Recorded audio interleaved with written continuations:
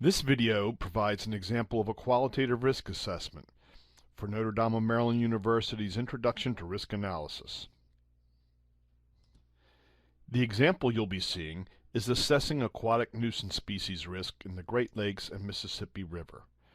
This is based on an actual qualitative risk assessment conducted by the Chicago District of the U.S. Army Corps of Engineers. Dr. Yo served as their risk consultant and guided the conduct of this risk assessment. The United States Congress authorized the conduct of this risk assessment in 2007 when they directed the U.S. Army Corps of Engineers to prevent the spread of aquatic nuisance species between the Great Lakes and Mississippi River basins through the Chicago Sanitary and Ship Canal and other aquatic pathways. So this was a risk assessment of national importance. The shaded area in this map shows the portion of the United States that's tributary to either the Mississippi River or the Great Lakes. And of course, a great deal of the United States neighbor to the north, Canada, is also tributary to the Great Lakes basin. The olive-colored shading indicates that part of the Mississippi River that is adjacent to the Great Lakes watershed.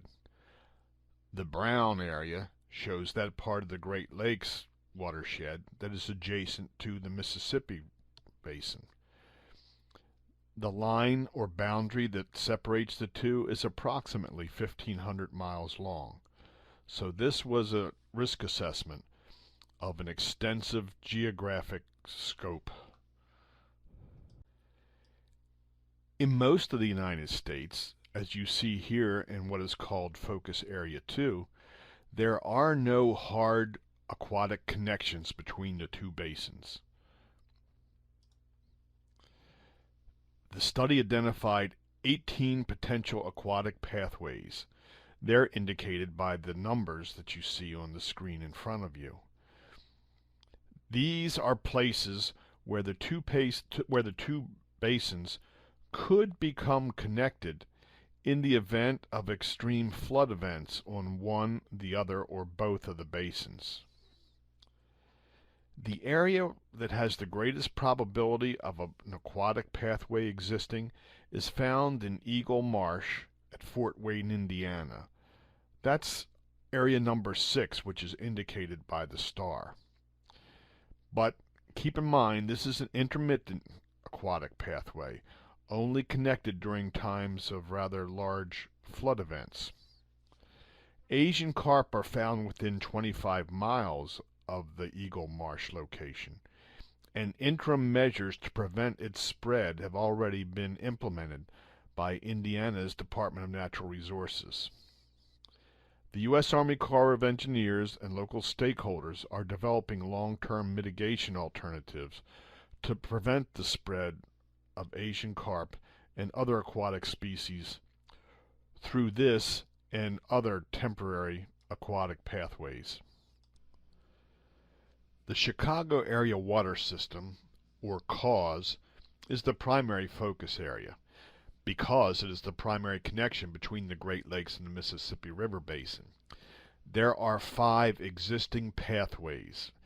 These are hard connections between the two basins, and they are indicated on the shore of Lake Michigan as numbers 1, 2, 3, 4, and 5.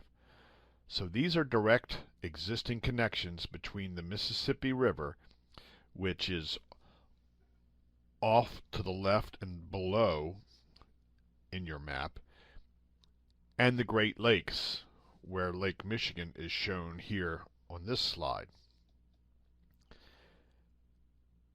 In addition to the 5 pathways, you'll see a number of structures, and number 7 indicates the electronic disposal barrier, which is the primary line of resistance to the Asian carp invasion at this point in time. The CAWS is a complex multi-use waterway. There's navigation. It's used for public safety by fire and police. It's an important component of the area's water supply. It's a primary transportation route for many commuters. It's used extensively for recreation, and it figures importantly in the Chicago area's flood risk management.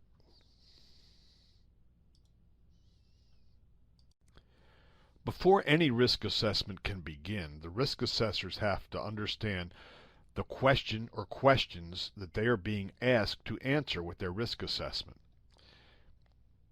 In the case of the aquatic nuisance species, the basic question is, what is the risk that ANS can spread into a new waterway and cause harm?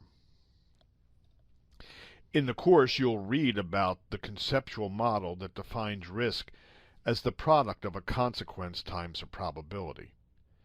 We're adopting that model here to indicate that the interest is in the risk of establishment of an aquatic nuisance species in a new waterway.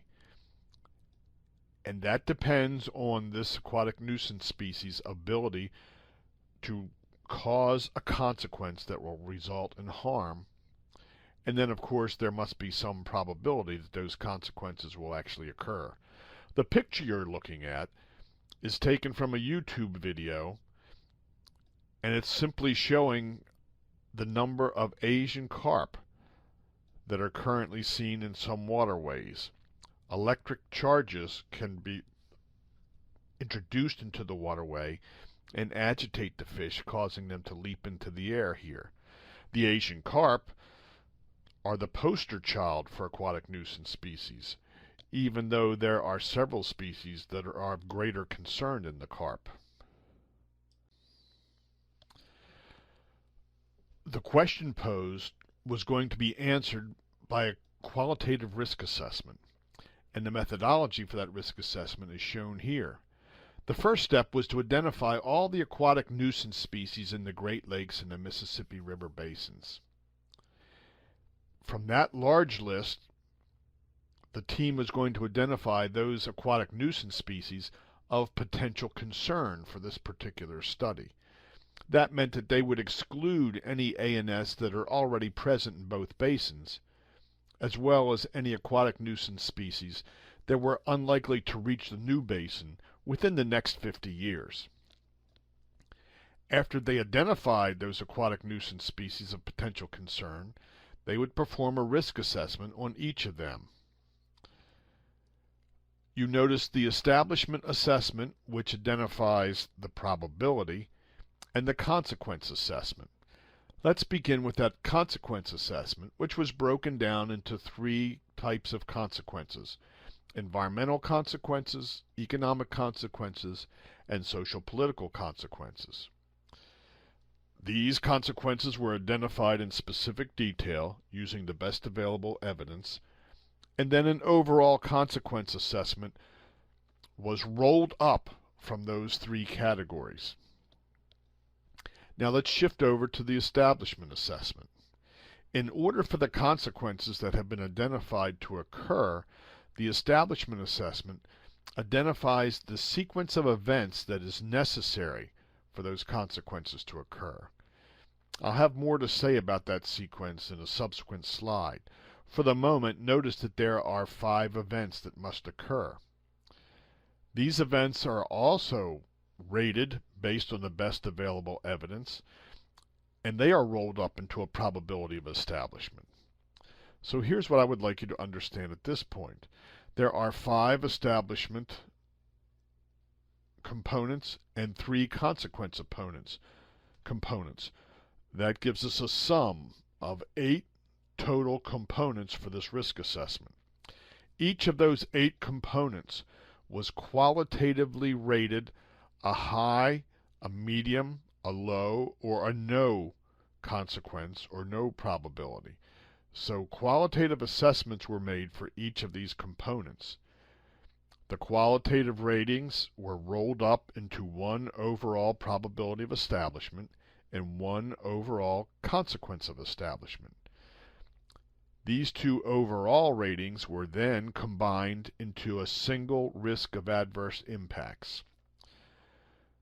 Once the risk of adverse impacts, a high, medium, low, or no risk, was established, then it was possible to identify ANS-specific risks and pathway-specific risks.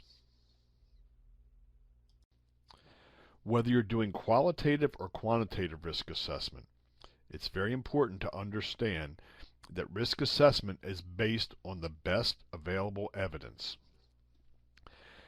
And so, the first step of identifying the aquatic nuisance species of potential concern, or the screening step, was based on actual data. For each of the species, there was originally 254 aquatic nuisance organisms identified. Of that large group, 39 were identified as organisms of potential concern. For each of these 39, a white paper such as the one you see here was prepared. This gathered the best available evidence that was in the scientific literature and summarized it in a way that supported the subsequent risk assessment. Note that there was still a great deal of uncertainty about these 39 organisms of potential concern. Very often it was very practical sorts of evidence, such as where is this species now in relation to the cause or to the focus area 2 potential aquatic waterways. The purpose of risk assessment is to make a pile of the information that you know. The white papers there represent one way that this can be done. But just as importantly, a risk assessment has to make a pile of the things that are unknown, those uncertainties, and identify them in a very specific fashion to support risk management. Here's an important slide that unpacks the risk. This is based on that basic risk equation that says risk is a probability times a consequence. If you're doing qualitative risk assessment or even quantitative risk assessment, it's important to begin with the consequences. In this case, the consequences of spread of an aquatic nuisance species to new waterways. There has to be some harm associated with the risk that you're looking at in order for there to be a legitimate risk. And in this case, as I indicated in an earlier slide, economic, environmental, and social political consequences were identified and supported with evidence for each of the 39 species of potential concern. In the case of the cause, the Chicago area water system, the sequence of events that was necessary for these consequences to occur is shown here in this slide. So let me take a few moments now to make sure that you understand these. So in order for, let's say, the environmental consequence is loss of biodiversity, or a species that could disrupt the food chain, or any such environmental consequence that you might want to imagine. The next question is, what is the specific sequence of events that are necessary in order for this harm to occur? In the case of this risk assessment, the Chicago area team said these 5 events that you're looking at under the probability are necessary. First, there must be a pathway. So this is indicated by P sub path. That would be the probability that a pathway exists. And I'll return to the probability aspect in a moment. But let's get the logic down first. First, there has to be a pathway. Second, the aquatic nuisance species must arrive at that pathway. Third, it must pass through the pathway. Fourth, when it reaches the new watershed, it must find favorable conditions for establishing a breeding colony. And fifth, it must spread from that breeding colony into the new watershed. If any one of these 5 elements does not happen, then the consequences that we identified are not going to occur. So in the language of risk, we're working with probabilities, even though we're working with them in a qualitative manner here. And so the sequence of events then is the probability that a pathway exists, times the probability that the ANS arrives at the pathway times the probability that the ANS passes through the pathway times the probability that the ANS colonizes times the probability that it would spread. These are indicated as independent events. So, for example, to explain this, let me pick the probability of passage. The probability of passage is conditioned on the fact that there is a pathway and the ANS has already arrived. So that makes the probability of passage independent of the two prior events. We're assuming that anything to the left of an element that you're looking at has already occurred when you estimate the probability that you're looking at. And so what's going to happen then is for each one of these 5 elements, the risk assessors would gather the best available evidence, weigh it, and rate the element either a high, medium, low, or no probability, no consequence. And I'm going to show you some examples of how that was done in the next couple of slides. First of all, let me say don't panic. You're not expected to read this, absorb it, or understand it in great detail. What you're going to be seeing over the next couple of slides are some actual pages from the risk assessment so that you can get a sense of how these things are rated and how they're supported with evidence. So on the left-hand side, you are seeing an example from a table from the previous risk assessment. That particular table, if you read the heading, is the risk of the northern snakehead. We're going to be examining the risk of the silver carp because that happens to be the poster child. So what you would see here in the risk assessment write-up is some of the life history of this species. And then following that life history discussion is a discussion of the probability of establishment. This is where that probability is qualitatively estimated. So let's turn to the next slide so that you can see how that's done. Here you can begin to appreciate some of the complexity. This is but one of 39 organisms of potential concern. You already know there are 5 probability elements, so the table that you're looking at here summarizes only the probability of establishment. You see that there are 5 different pathways, cause 1 through cause 5. And for each pathway, the team considered 4 different time periods. Time 0 is the existing time frame. T10 or time 10 would be 10 years from now. T25 is 25 years in the future, and T50 is 50 years in the future. Let's just look at the very first column of ratings. So for cause 1, for that pathway number 1, at the current time, the probability of pathway is high. That's an H. The data that supports that, the evidence that supports that, is found in the narrative, which you're not expected to read or understand. Underneath the H is a letter in parenthesis. This is the uncertainty rating, and in this case, there is no uncertainty. And that's because the pathway is being navigated currently by taxis, towboats, and barges, and there is absolutely no uncertainty about the existence of a pathway because people use it every day. For the silver carp, the probability of arrival is high. There is a little bit of uncertainty about that, but that uncertainty is low.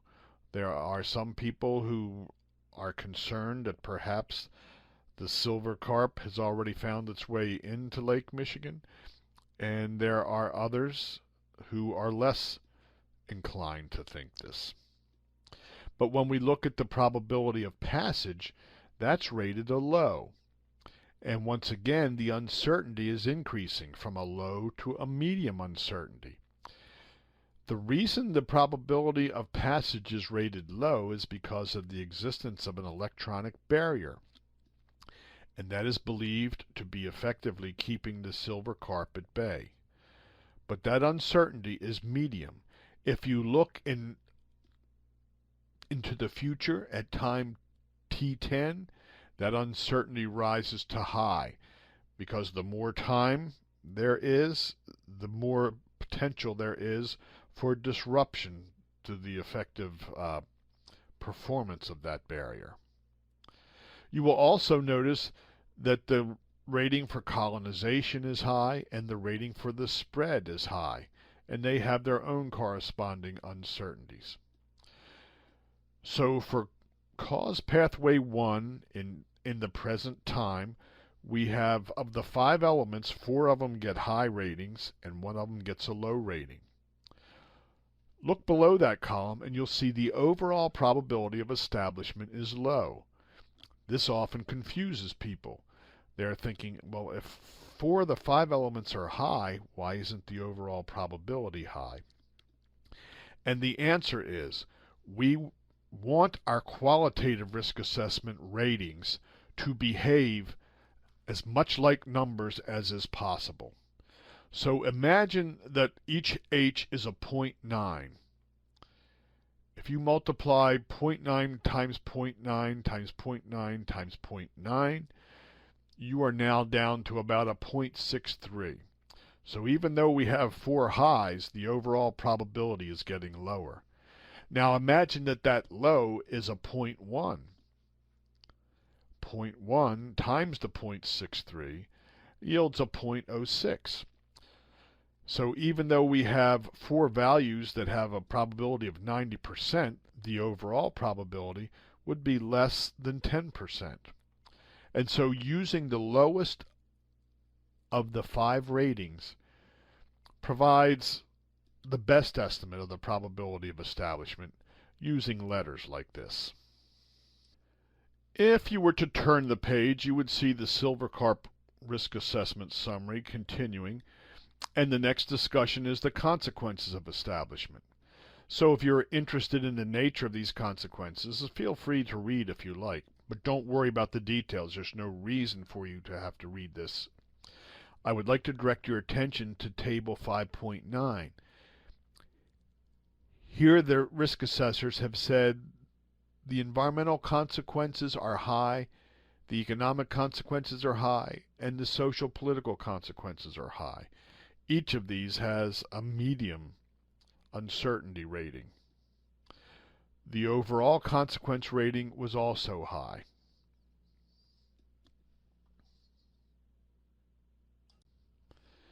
This last table summarizes the overall probability of establishment and the overall consequence of establishment. So to read it, we would be looking horizontally across the row that is indicated as cause pathway 1. In time 0, the probability of establishment is low. The consequence of establishment happens to be high regardless of the time period.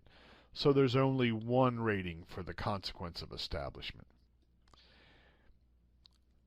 The team is using a probability consequence matrix that shows that a low probability of establishment and a high consequence of establishment leads to a medium risk. So at time 0 on pathway 1, silver carp represent a medium risk. If you look at this table, you'll see that the silver carp risk remains medium regardless of the pathway and regardless of the time period.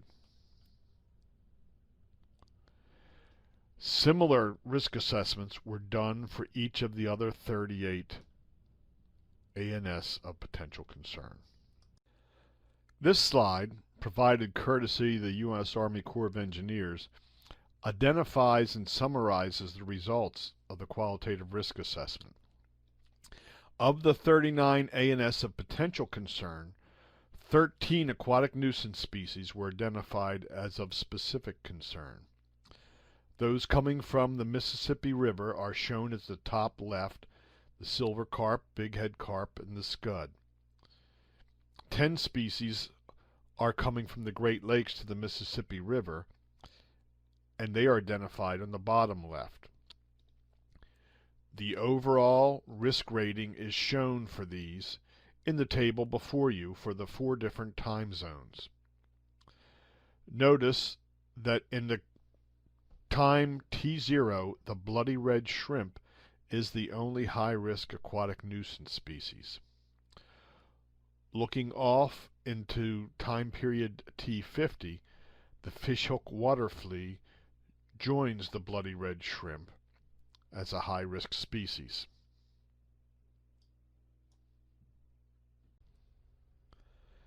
To aid this discussion, it's useful to consider risk management briefly here.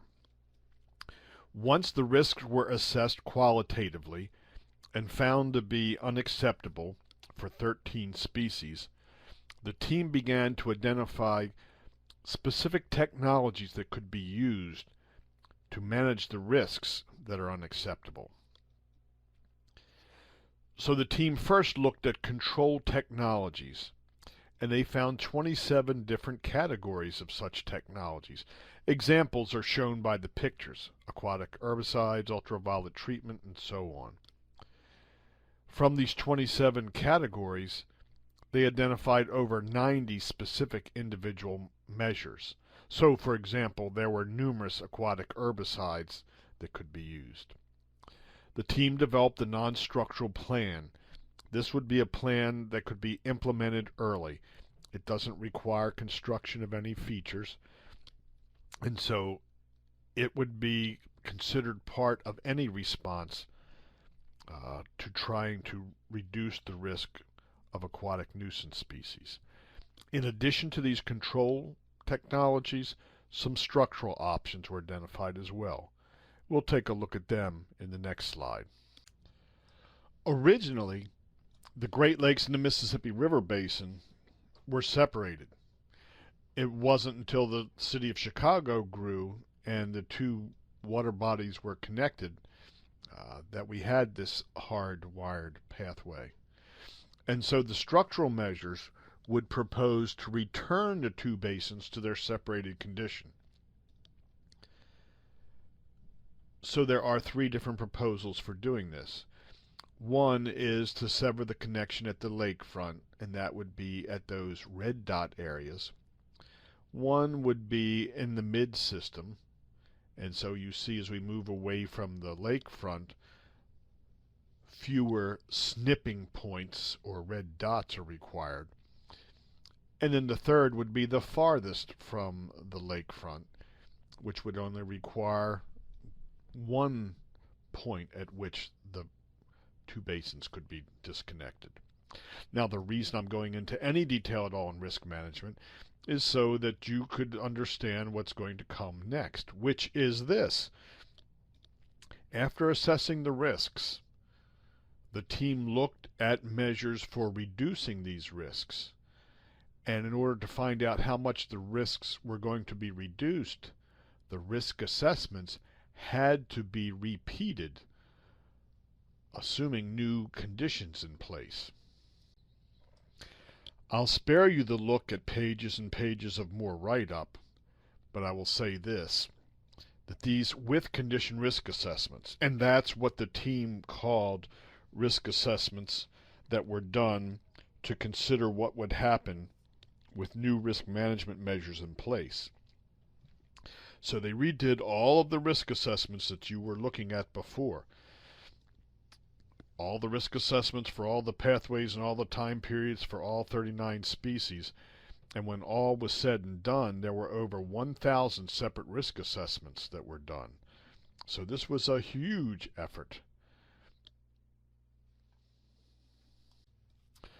So to illustrate this, let me shift gears a little bit so that you don't think that the silver carp was the only species. Here is a summary of the risk assessment for reed sweetgrass. And this was for cause pathway 1.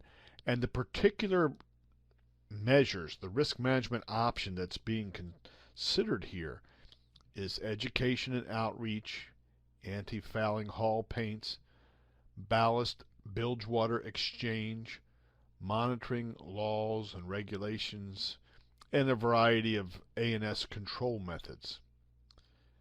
The table that you're looking at here is just the probability of establishment, so we're no longer considering the entire risk, but the probability of establishment. The rows in the tables give you the elements of the probability estimate, and the columns give you the time period with the probability ratings and the uncertainty ratings. The top table would be the without project condition. This is the assumption that there would be no new federal action. So this is what would happen if nothing is done to try to prevent the spread of these aquatic nuisance species. The second table below shows the ratings for the non-structural alternative in place. And the non-structural alternative consists of that education and outreach, the things I just mentioned. If you were to look at this table very carefully, you would find that in time 0, time 10, time 25, it makes no difference at all. It has no particular effect for this particular aquatic nuisance species. In time 50, if you look at the arrival, that's considered to be a medium probability of arrival in time 50. However, with the non-structural plans in effect, in time 50, the probability of arrival would be reduced to a low. This would keep the overall probability of establishment at a low probability instead of the medium probability that it will be 50 years out. Now, if you're feeling bewildered by all this, that probably makes you normal. What I would like to say is that this is what was done in this very extensive, very large risk assessment. If you're going to use qualitative risk assessment, there's no reason why it has to be so large and complicated. If you have a simple single risk, this becomes a very viable technique. But qualitative risk assessment is also viable when you have a job that is huge like this. When this risk assessment began, we didn't know nearly as much as we know now. We had over 200 species, and it was clear that it was going to be impossible to do quantitative risk assessment for all those species. This was a massive data collection effort. And now that it has been done, it's easy to look at it now, only now, and say, we could be doing quantitative assessment. So if there is going to be any future action taken here and any refinement of this risk assessment, it would be relatively easy for the Chicago team to build on this excellent qualitative risk assessment and do some quantitative assessment. To build on my last point, here's an example of an event tree. This is the kind of quantitative risk assessment that you'll be expected to learn how to do should you participate in Notre Dame of Maryland University's graduate certificate program. But for now, let me just explain what we're looking at here. The model begins on the left, and the concern here is aquatic nuisance species establishment. And what you're going to see are the 5 elements that are necessary for establishment to occur.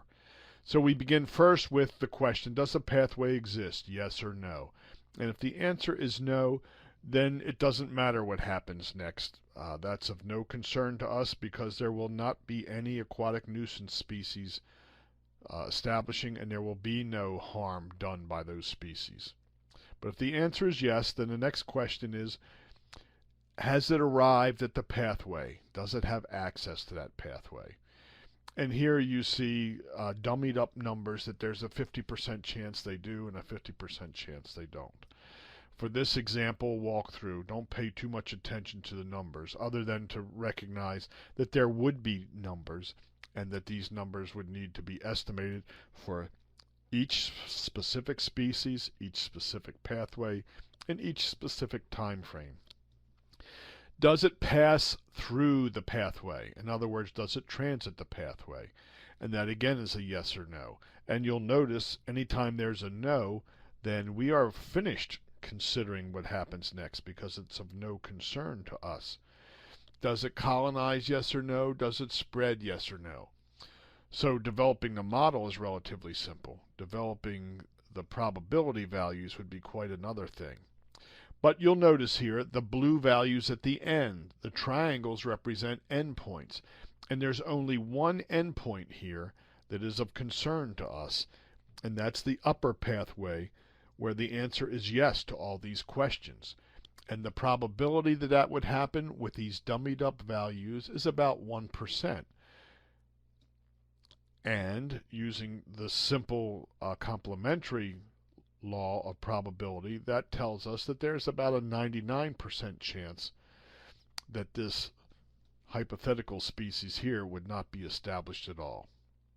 So this takes you through an example of a qualitative risk assessment. I hope you found it useful. And in the next couple of slides, there are just a few acknowledgments, and then we will be complete. I would like to gratefully acknowledge the United States Army Corps of Engineers Chicago District GLMRIS team for allowing me to use these materials here. At the time that I'm preparing this video for you, these materials are not yet available in public form. They will be by the time you get to see this. So please note that any of the materials that you've seen here are subject to refinement and change. And if there are any errors, they are mine and not those of the U.S. Army Corps of Engineers.